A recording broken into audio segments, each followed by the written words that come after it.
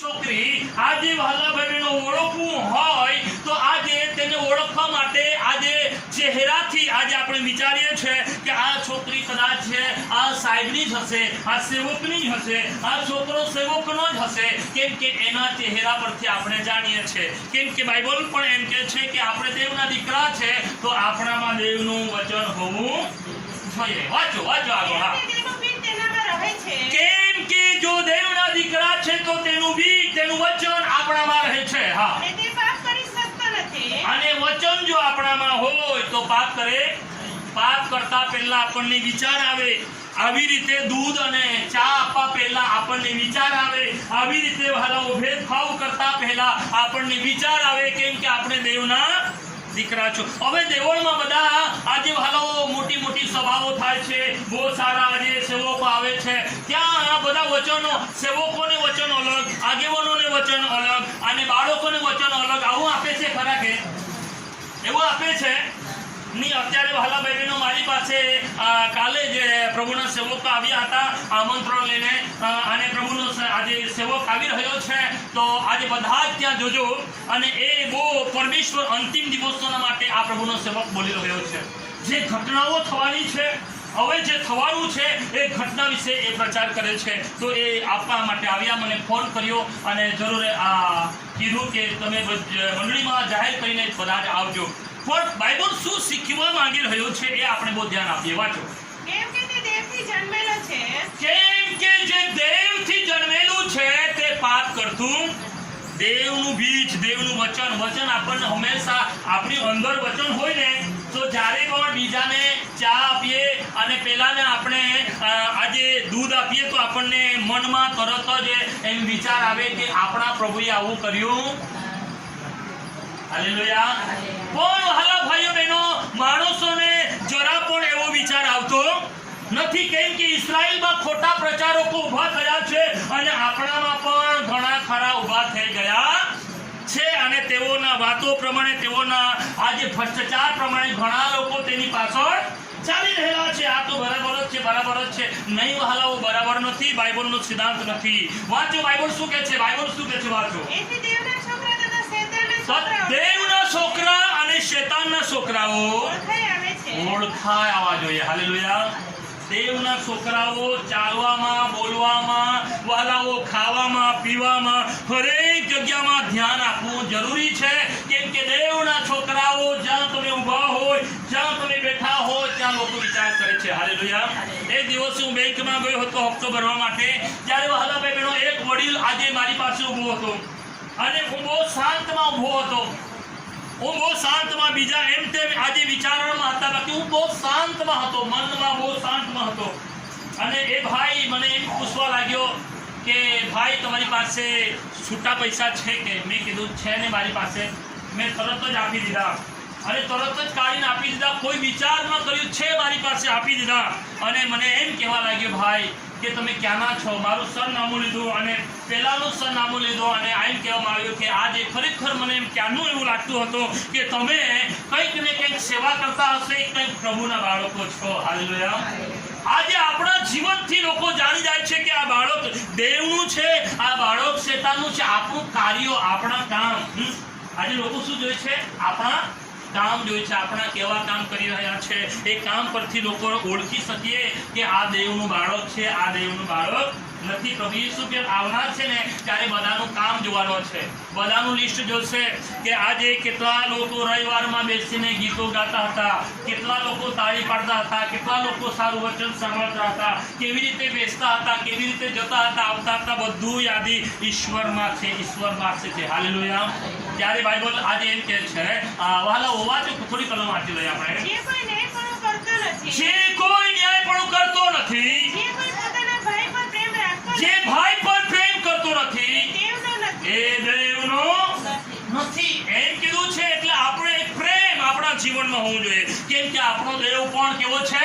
પ્રેમ વાળો છે. પણ જગતમાં આપણે છે ત્યારે દેવના દીકરા અને શેતાનના દીકરાઓ કેવી રીતે ઓળખે? આજે દેવળમાં જાય છે પણ કદાચ બીજી દેવળમાં જતા હોય ને તો લોકો આપણને પેજરોડ પર લેતા તો આ દેવના છોકરા કહેવાય ની કહેવાય બાબા, આ દેવના છોકરા નથી, આ તો શેતાનના છોકરા છે. ખાલી હાલેલુયા પેદરો ગીતો ગાઈને આવ્યા હોય, બાકી સામે આવી જાય તો બી જોવા રાજી નથી, સલામ લેવા પણ તૈયાર નથી. આ દેવના છોકરા નથી, આ શેતાનના છોકરા છે. એ બાઇબલ બતાવે છે. હાલેલુયા. કેમ કે દેવના છોકરા હોય તો તેનામાં પ્રેમના ગુણો હોય, પ્રેમના શબ્દો હોય, પ્રેમથી આવકાર કરતા હોય. પણ દેવનો આજે ગુણ નથી તો જાણો કે તે આજે દેવનો નથી. એટલા માટે દેવના છોકરા અને શેતાનના છોકરાઓ આપણે ઓળખી કાઢીએ છીએ. હાલેલુયા. પ્રભુ યેશુ આવનાર છે તે દિવસે ન્યાય કરવાનો. ટૂંકી બાબતો બતાવવા માંગુ છું. હવે થોડી બાબતો બતાવીને બંધ કરવા માંગુ છું. વાંચીશું આપણે. વાંચીએ વહાલા મારા ભાઈ બહેનો, યોહાનની લખેલી સુવાર્તા 5મો અધ્યાય અને 28મી કલમમાં. જે દિવસે પ્રભુ યેશુ ન્યાય કરશે ત્યારે મરેલા પણ પ્રભુની વાણી સાંભળવાના છે. જેઓએ કામ સારું કર્યું હોય તેઓ આજે જીવનનો ઉત્થાન કરવા માટે નીકળી આવશે. જેઓએ ખરાબ કામ કર્યું હોય તેઓ મરણના દંડના માટે તેઓ નીકળી આવવાના છે. વાંચો યોહાનની લખેલી સુવાર્તા 5મો અધ્યાય 8મી કલમ. ઈસુ તેને કહે છે કે હા, તારો બિછાનો ઉંચને ચાલ. યોહાનની લખેલી સુવાર્તા 5મો અધ્યાય 28મી કલમ. એથી તમે આશ્ચર્ય ન પામો. એથી તમે આશ્ચર્ય ન પામો. એવી વેળા આવી છે કે એવી વેળા આવી છે જેઓ કબરમાં છે, જે લોકો કબરમાં છે, તેઓ સર્વ તેની વાણી સાંભળશે. સર્વ લોકો પ્રભુ યેશુની વાણી સાંભળશે. અને જેઓએ સરળ કામ કર્યા છે, સાંભળો, કામ પ્રભુ શું જોવાનો છે? આપશે ત્યારે કામ જોવાનો છે. તેવું તમે કેવું કામ કર્યું. ગીતો બી ગાવ છો ને, કેવા ગીતો ગાવ છો ને એ બી પ્રભુ જાણે છે. બહુ ધ્યાન આપજો. ગમે તેમ ગીતો બી ન ગાઓ પ્રિય ભાઈ બહેનો. ગાવાના સમજદારીથી ગાઓ. આજે ઘણીવાર ગાવા પૂરતું ના ગાઓ. બાઇબલ કહે છે ગાવા પૂરતું ના ગાઓ. એનાથી પ્રભુ સંતોષ થતો નથી. ગાવા પૂરતું નહીં. એ બાબત શું કહેવા માંગે છે? જ્યારે એક ગીત ગાતા, ઘણીવાર ગીતો ગાતા ગાતા મારું હૃદય તૂટી જાય છે, મારા આંખમાંથી આંસુઓ વહી પડે છે. કેવા ગીતો પણ દેવના વચનથી રચનાઓ કરી છે. એટલે ખાલી ગાવા પૂરતું ગમે તેમ નહીં ગાવાનું પ્રિય ભાઈ બહેનો. બાઇબલના વચનો પ્રમાણે બહુ સિદ્ધાંતથી ગીતો ગાઓ. એટલા માટે હું ઘણીવાર કહું છું એક ગીતો ગાઓ કે જેથી કરીને બહુ તમે સારી રીતે ગાઈ શકો, કે ગીતોમાં પણ તમને આશીર્વાદો મળી શકે, ગીતોમાં પણ તમે ચમત્કાર પ્રાપ્ત કરી શકો.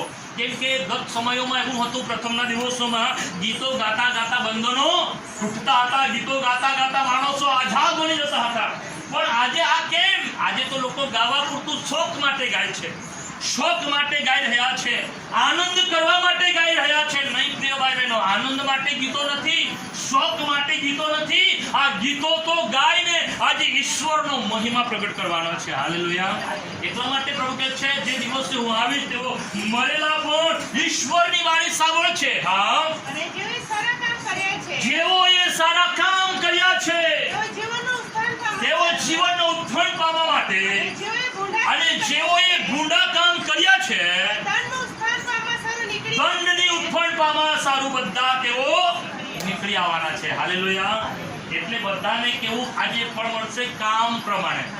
કામ જેવું કરીશું તે પ્રમાણે પ્રભુ ન્યાય કરવાનો છે. એટલે વહાલાઓ, આજે ગમે તેમ કામ ના કરો, પરમેશ્વરની આજે કાર્યમાં બહુ ધ્યાન આપો. કોઈ બી દેવળમાં કામ કરવાનું હોય, આજે વહાલાઓ પોતાનું છે એવી રીતે ધ્યાનથી કરો. પરમેશ્વરના ગીતો ગાઓ છો ત્યારે પણ આત્માથી ગાઓ કે પ્રભુ તમને જરૂર એક દિવસ ન્યાય કરવાનો છે. ત્યારે કામના લીધે આપણે સ્વર્ગ રાજના દીકરાઓ દીકરી બની બની જઈએ. હાલેલુયા. પણ આજે શું થઈ રહેલું છે એ વચન વાંચીને બંધ કરીશું. આજે શું થઈ રહેલું છે કે દુનિયામાં વહાલાઓ આજે સેવકો આવા પ્રચાર કરી રહ્યા છે કે વહાલાઓ લોકોને ગમવું જોઈએ, લોકોને શોભવું જોઈએ, એના લીધે લોકો ઠોકર ખાઈ રહેલા છે. પણ બાઇબલ એમ કહે છે કે ન્યાયના દિવસે તમે શું કરશો? એક વચન વાંચી લઈએ. યર્મિયા પ્રવચનનું પુસ્તક તેનો 5મો અધ્યાય 30મી કલમ. યર્મિયા પ્રવચનનું પુસ્તક તેનો 5મો અધ્યાય અને 30મી કલમમાં લખ્યું છે વહાલાઓ, છેલ્લા દિવસે તમે શું કરશો? આજે તો મજા મસ્તી કરી લો, આજે આનંદ મંગલ કરી લો, સારું ખાઈ લો, સારું પી લો, પરંતુ એક દિવસે પ્રભુ ન્યાય કરશે. તે દિવસે શું કરીશું? વાંચો. હા, 5 અને 30માં વાંચો છો યર્મિયા. હા, હે લૂંટાયેલી, તું હવે શું કરીશ? તું ગિરમથી વસ્ત્ર પહેરે यिर्मयाह 5:30. હા બરાબર છે. આ વાંચો. ઘોર તથા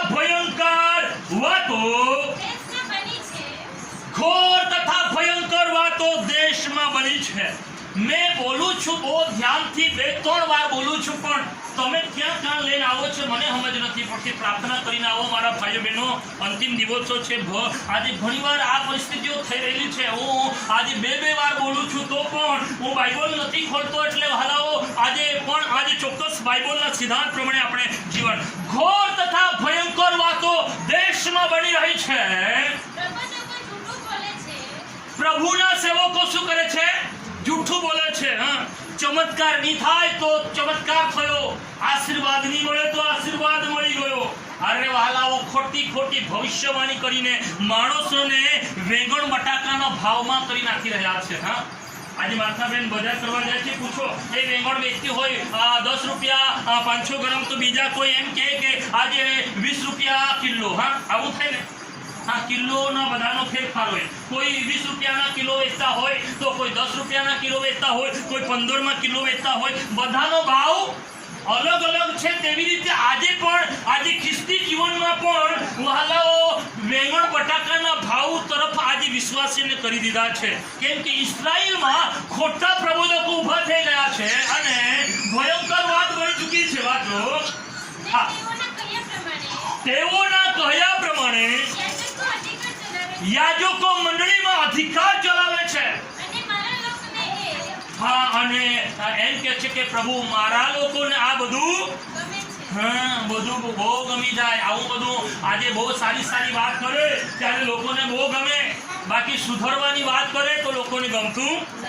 આ વચન આજે નાચવા કૂદવાનું ને આવું બધું નથી શીખવતું. આ બાઇબલ હેબ્રુમાં લખે છે સુધારવાની વાત કરે છે આ બાઇબલ. હાલેલુયા. મારા લોકો સુધરો, જગતથી તમે અલગ થાવ, અલગ જીવન જીવો. તમારામાં દેવનું બીજ હોવું જોઈએ, તમારામાં દેવનું વચન હોવું જોઈએ. પણ આજે દુનિયામાં ભયંકર આજે બાબતો બની રહી છે. અધિકારીઓ આજે યાજકો મંડળીમાં એવા અધિકારો ચલાવે છે અને લોકોને આવું બધું ગમે છે. પણ બાઇબલ શું કહે છે? સાંભળો. પણ છેવટે તમે શું કરશો? ન્યાયના દિવસે શું કરશો? આજે તો બધું આનંદ કરી લો. વહાલાઓ નહીં ખાવાનું તે ખવડાવી દે છે, નહીં પીવડાવવાનું તેવું કરી રહ્યા છે. આ બધું ભ્રષ્ટાચાર ચલાવી રહ્યા છે. પણ અંતિમ દિવસોમાં શું કરશો? હાલેલુયા. એટલા માટે વહાલાઓ હું આજે મંડળીમાં જ્યાં જાઉં છું, ગત દિવસે અમે ભીમપોર ગયા હતા, ત્યાં પણ આ વચનો મેં પ્રચાર કર્યા. લોકો આજે રાતના ટાઈમે સારાબેન રાતના ટાઈમે 9 વાગે ને 9:30 વાગે આવીને બેસતા હતા. તો મને એવું લાગ્યું કે આ લોકો બધા તૈયાર થઈ ગયેલા છે. બાઇબલમાં લખેલું છે ભાઈઓ, લોકો બધા તૈયાર થઈ જાય, પ્રભુનું વચન પૂરું થઈ રહેલું છે. એટલા માટે આ લોકો બધા માથી 24 અને 12 લખ્યું છે કે મારું આવવાનું આગમન નજીક આવતું જશે ત્યારે ઘણા લોકોનો પ્રેમ કેવો થઈ જશે? પ્રભુ પ્રત્યેનો પ્રેમ ઠંડો થઈ જશે. ધન દોલતમાં લાગી જશે, ખેતીવાડીમાં લાગી જશે, આજે ગાય ભેંસોના વિસ્તારમાં પ્રેમ લાગી જશે. પણ આજે પ્રભુ પ્રત્યેનો પ્રેમ ઓછો થઈ જશે. 9-9:30 વાગે રાતના બેસતા આવતા મને વિચાર લાગ્યો કે આજે હાલાઓ કેટલી બધું ઠંડક આવી ગયું છે, કેટલું બધું આત્મિક જીવનમાં. પ્રથમના લોકો અહીંયા બેઠા હોય હાલાઓ, ચાલતા લોકો જતા, થાકતા નહીં હતા. ચાલતા લોકો જતા હતા મીટિંગો ભરવા માટે, કંટાળાતા હતા. ખાવાનું બી નહીં મળતું. આજે તો મીટિંગ ભરવા જાઓ એટલે મટન ખાવાનું મળે, તે પણ બોઇલરનું ખાવાનું મળે. ભલાઓ કોઈ વાંધો નહીં. દાંતની હોય તો બી તેને તમે ખાઈ શકો. આટલું સારું ભોજન મળે તો બી મીટિંગ કરવા માટે લોકો જતા. પણ પહેલાના દિવસે ખાવાનું નહીં મળતું, ચાલતા જતા હતા. ગાડી નહીં હતી તે દિવસે તો પણ લોકોમાં ઈશ્વર પ્રત્યેનો પ્રેમ બહુ જબરદસ્ત હતો. પણ આજે જેમ પ્રભુનું આગમન નજીક આવતું રહ્યું છે તેમ વિશ્વાસી ભાઈઓ બહેનોનો પ્રેમ ઠંડો થતો ગયો છે. એટલે આજે ધંધો બી કરો, રોજગાર બી કરો, નોકરી પણ કરો, ખેતી પણ કરો, ગાયો પણ આજે રાખો. પણ હાલા મારા ભાઈ બહેનો, જે સમય હોય તે સમયે ઈશ્વર પ્રત્યેનો પ્રેમ લાગણી વધારી દો. હાલેલુયા. સારું પ્રભુએ જે વચનો આપ્યા છે વચનોને પ્રભુ આશીષ આપે અને આ ચેતવણીને બહુ જો ધ્યાન આપજો જે હું વચન પીઠ પરથી બોલી રહ્યો છું થોડા સમયમાં પૂરા થઈ રહ્યા છે થોડા સમયમાં આ બાબતો પૂરી થઈ રહેલી છે મેં જે ઘટના બોલ્યો છું ને એ ઘટના પણ અત્યારે પૂરી થવાની છે એટલા માટે ચોક્કસ ધ્યાન આપજો પ્રભુએ વચન આપ્યા પ્રભુના વચનને પ્રભુ આશીષ આપે